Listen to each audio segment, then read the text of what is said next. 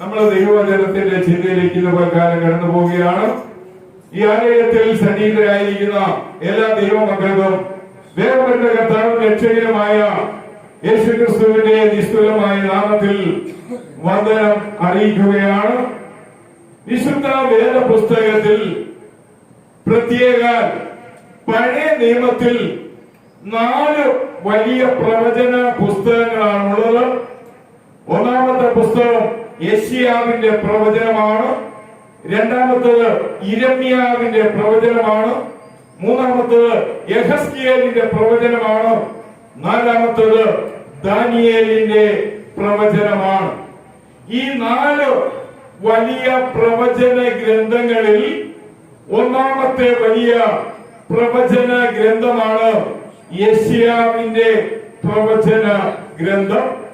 വിശുദ്ധ വേദപുസ്തകത്തിൽ 66 പുസ്തകങ്ങൾ ഉള്ളതുപോലെ ഈ പ്രവചനത്തിൽ 66 അധ്യായങ്ങളാൽ നിറയപ്പെട്ടിരിക്കുന്ന ഒരു പ്രവചന ഗ്രന്ഥമാണ്. വിശുദ്ധ വേദപുസ്തകത്തെ 2ആയി പഴയ പുതിയ നിയമങ്ങളായി വേർതിരിച്ചിരിക്കുന്നത് പോലെ യെശയ്യാ പ്രവചനവും 2ആയി വേർതിരിച്ചിരിക്കുകയാണ്. ബൈബിളിൽ പഴയ നിയമത്തിൽ 39 പുസ്തകങ്ങൾ ഉള്ളതുപോലെ യെശയ്യാ പ്രവചനത്തിന്റെ 1-ാം ഭാഗം 39 അധ്യായങ്ങളിൽ അധിഷ്ഠിതമാണ്.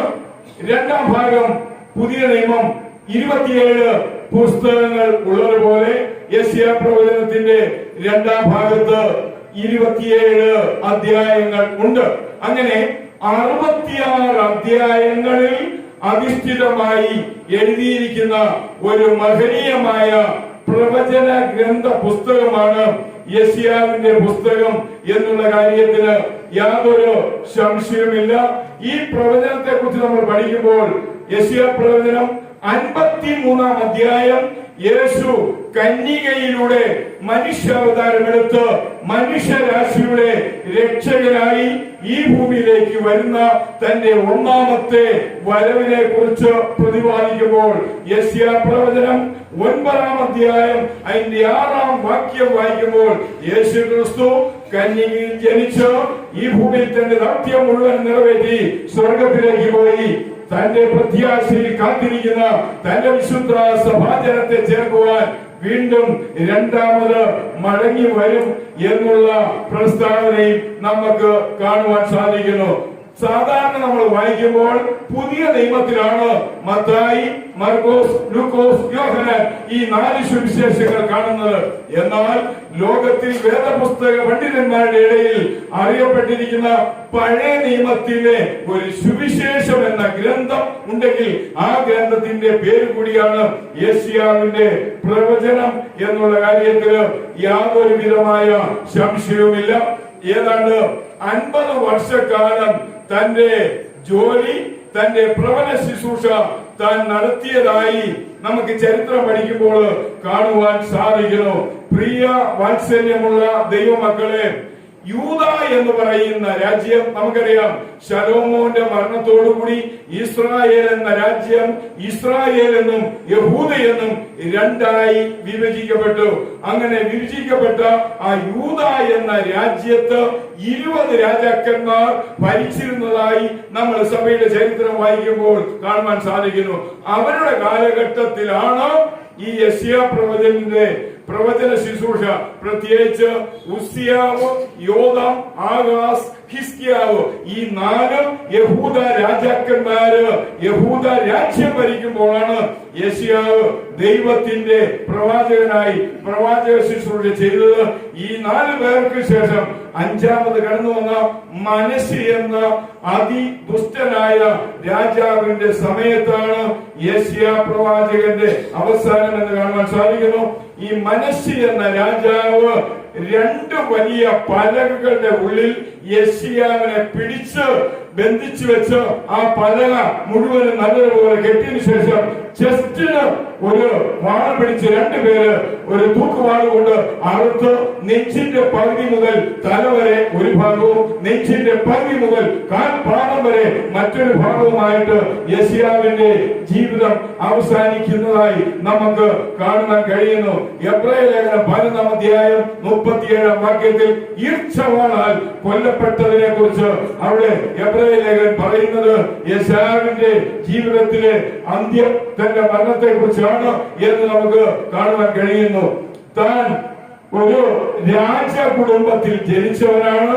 രാജകൊട്ടാരത്തിൽ രാജകുമാരന്മാരോടൊപ്പം ജീവിച്ച ഒരു ഉന്നതനായ വ്യക്തിയായിരുന്നു എന്ന് തന്റെ ചരിത്രം പഠിക്കുമ്പോൾ വായിക്കുമ്പോൾ നമുക്ക് കാണുവാൻ കഴിയുന്നു. താൻ വിവാഹം കഴിച്ച് ഒരു ഭാര്യയും 2 ആൺമക്കളും ഉണ്ടായിരുന്നു.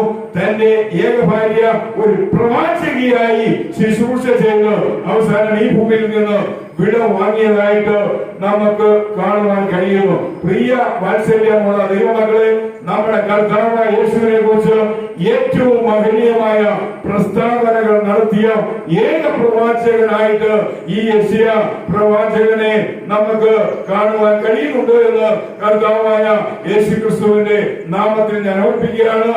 അദ്ദേഹം രാജ കുടുംബ അംഗമായിരുന്നു.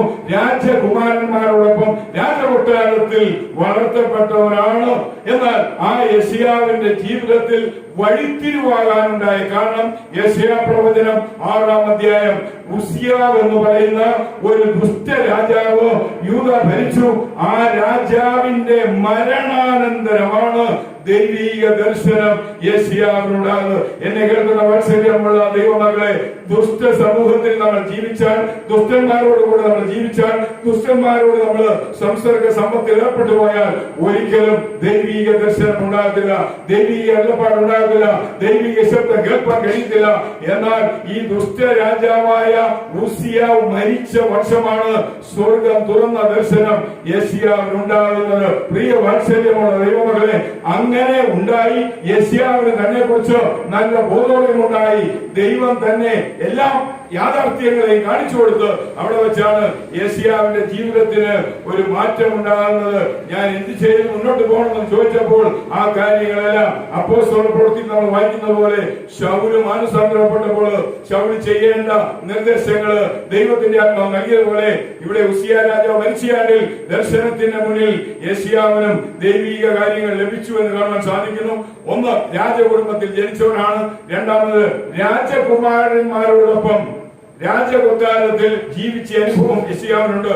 മൂന്നാമത്, ഈ യെശയ്യാവിന് ദൈവത്തിന്റെ വിളിയുണ്ടാകുന്നു, ദൈവത്തിന്റെ അരുളപ്പാടുണ്ടാകുന്നു, ദൈവത്തിന്റെ ദർശനം ഉണ്ടാകുന്നു, ദൈവത്തിന്റെ സന്ദേശം ഉണ്ടാകുന്നു. ദൈവം തന്നെ വേർതിരിച്ച് ദൈവത്തിന് വേണ്ടി തന്നെ അയക്കുന്നതായി കാണുവാൻ സാധിക്കുന്നു. ഇതിനെയാണ് തന്റെ പ്രവചന ശുശ്രൂഷയായിട്ട് നമുക്ക് കാണുവാൻ സാധിക്കുന്നത്. വിവാഹിതനായിരുന്നു, ഭാര്യ അവരൊരു പ്രവാചകയായിരുന്നു, 2 ആൺമക്കള്, അത് അവര് നല്ലതുപോലെ ജീവിച്ചു എന്ന് കാണുവാൻ സാധിക്കുന്നു. ഈ യെശയ്യാവിനെ കുറിച്ച് ഒരു പ്രത്യേകതയുണ്ട്. മിശിഹ പ്രവാചകൻ എന്നാണ്. മിശിഹ പ്രവാചകൻ. അപ്പം നമ്മുടെ കർത്താവായ യേശുവിനെയാണ് മിശിഹ ആയിട്ട് വേദപുസ്തകത്തിൽ രേഖപ്പെടുത്തിയിരിക്കുന്നു. ആ മിശിഹയെ കുറിച്ച് പ്രവചനം പ്രവചിച്ച ഏക പ്രവാചകനായിട്ട് ഈ യെശയ്യാവിനെ നമുക്ക് കാണുവാൻ സാധിക്കുന്നു. യൂദ എന്ന രാജ്യം, ആ രാജ്യത്തെ ഭരണാധിപന്മാർ, ആ രാജ്യത്തിനുണ്ടാകുന്ന അധപ്പതനത്തെ കുറിച്ചാണ് ശരിക്കും പറയുകയാണെങ്കിൽ യെശയ്യാവ് പ്രവചിക്കുന്നത്. അവസാനം യൂദ എന്ന രാജ്യം ന്യായം വിധിക്കപ്പെടും എന്നുള്ള വാക്കുകളോടുകൂടി താൻ ഇത് അവസാനിപ്പിക്കുന്നതായി പ്രിയ വാത്സല്യമുള്ള ദൈവമക്കളെ നമുക്ക് ഈ പ്രവചനം പഠിക്കുമ്പോൾ കാണാൻ സാധിക്കുന്നു.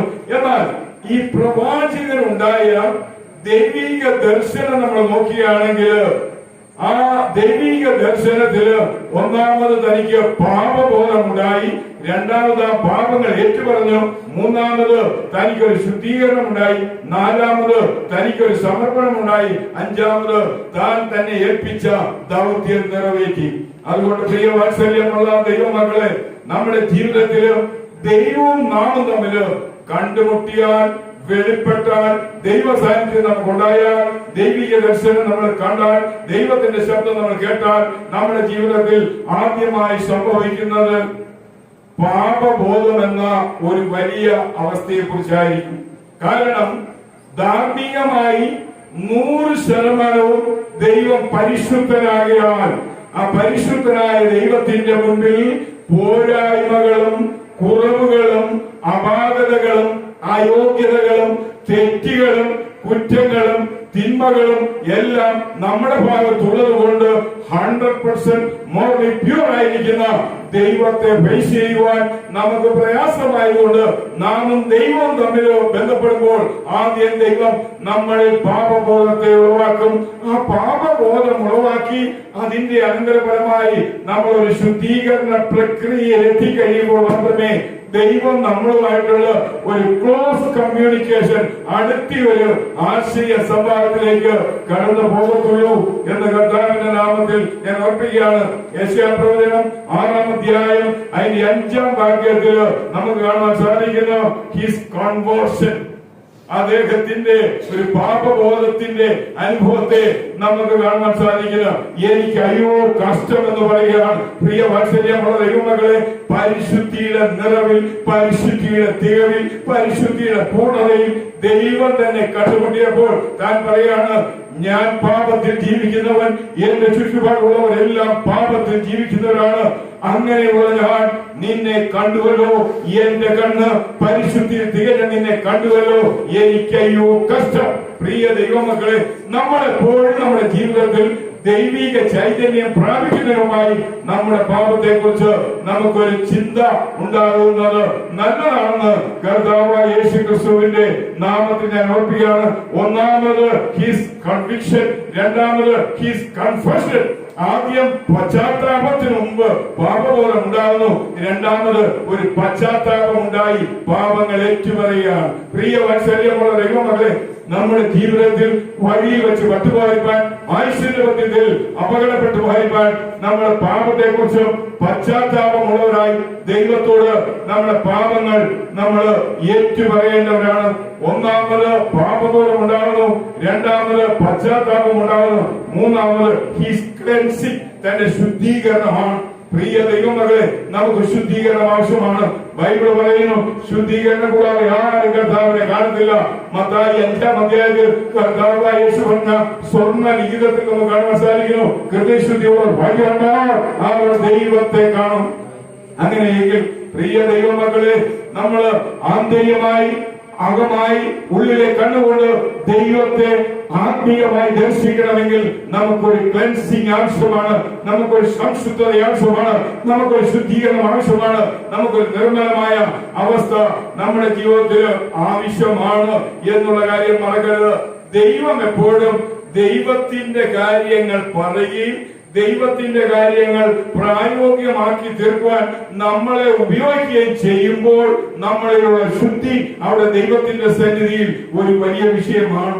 പ്രിയ ദൈവമക്കള്, എത്രയോ കോടിക്കണക്കിന് ജനങ്ങൾ ലോകത്തിൽ ഉണ്ടായിരുന്ന സമയമാണ് ഗബ്രിയേൽ മാലാഖ മറിയാമിന്റെ അടുക്കൽ ചെന്നിട്ട് പറഞ്ഞത്, കൃപ ലഭിച്ചവളെ നിനക്ക് വന്ദനം.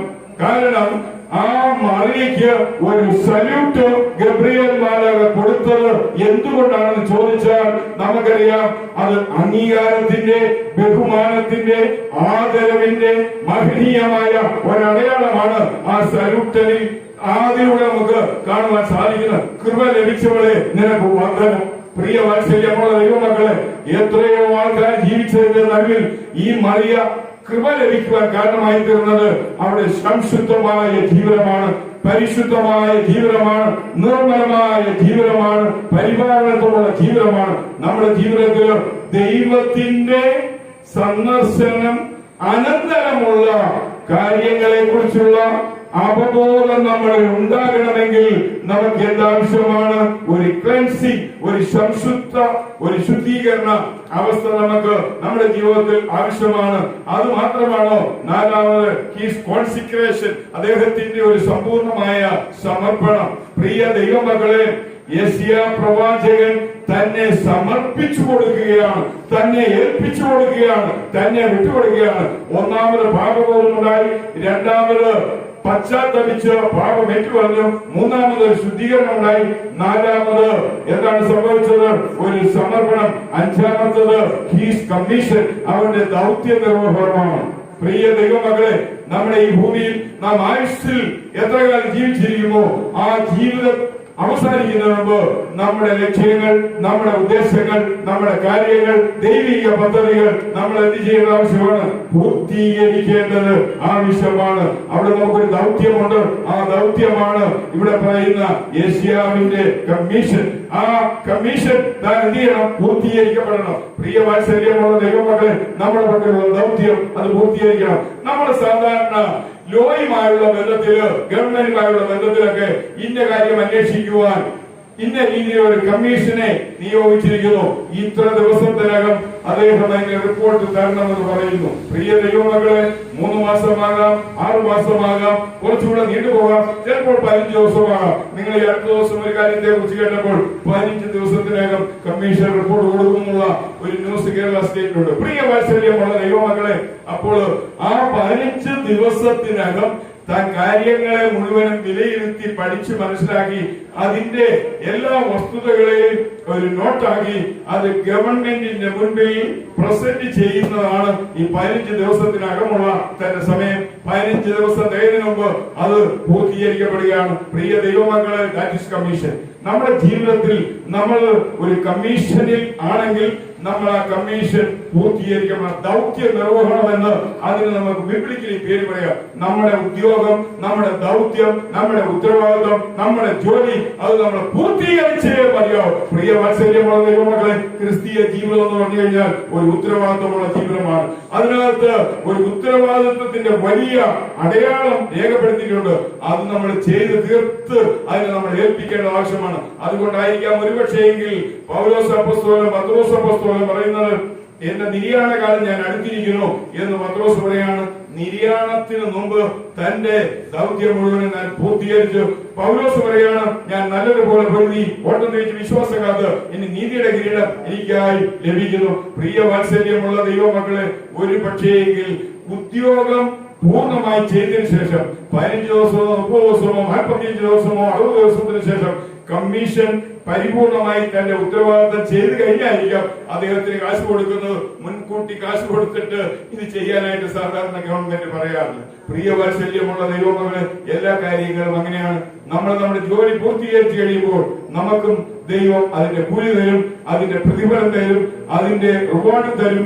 എല്ലാം നമ്മൾ ആ സമയം വാങ്ങിക്കുമ്പോഴാണ് നമുക്ക് ആനന്ദമുണ്ടാകുന്നത്. അതുകൊണ്ട് യെശയ്യാ പ്രവാചകന്റെ ജീവിതത്തില് തനിക്ക് ദൈവിക ബന്ധമുണ്ടായ സമയത്ത് പാപബോധത്തോടുകൂടി താൻ കടന്നുപോയുണ്ടായി. രണ്ടാമത് താൻ പാപത്തെ ഏറ്റുപറയുണ്ടായി. മൂന്നാമത് താൻ ശുദ്ധീകരണം പ്രാപിക്കുകയുണ്ടായി. നാലാമത് തന്നെ ജീവിതത്തെ സമർപ്പിച്ച് അഞ്ചാമത് തന്റെ ദൗത്യം പൂർണ്ണമായി നിർവഹിച്ചുകൊണ്ട് താൻ അവിടെ നിന്ന് കൃതാർത്ഥനായി തീരുകയാണ്. പ്രിയ ദൈവമക്കളെ, അതുകൊണ്ട് അങ്ങനെ ഒരു ജീവിതത്തിലേക്ക് കടന്നുപോയ യെശയ്യാവിന് ഒരു വെല്ലുവിളിയും കാരണമായിരുന്നില്ല.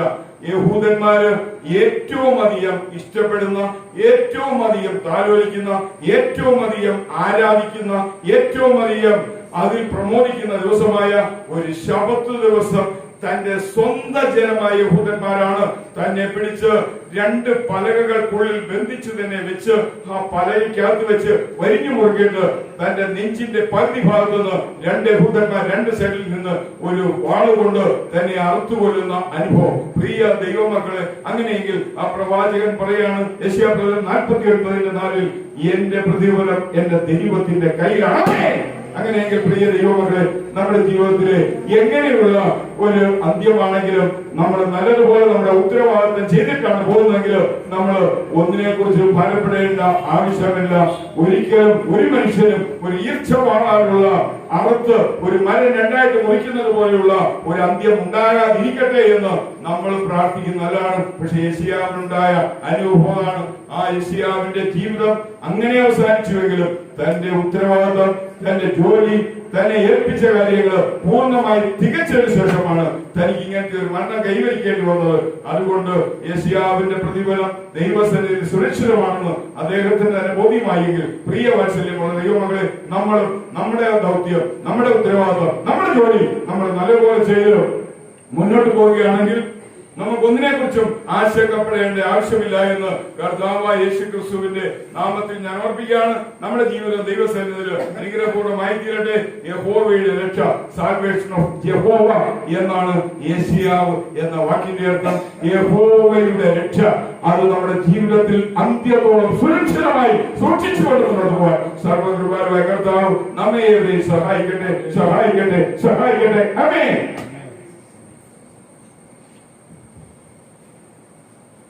ദൈവകൃപയിൽ ഞാൻ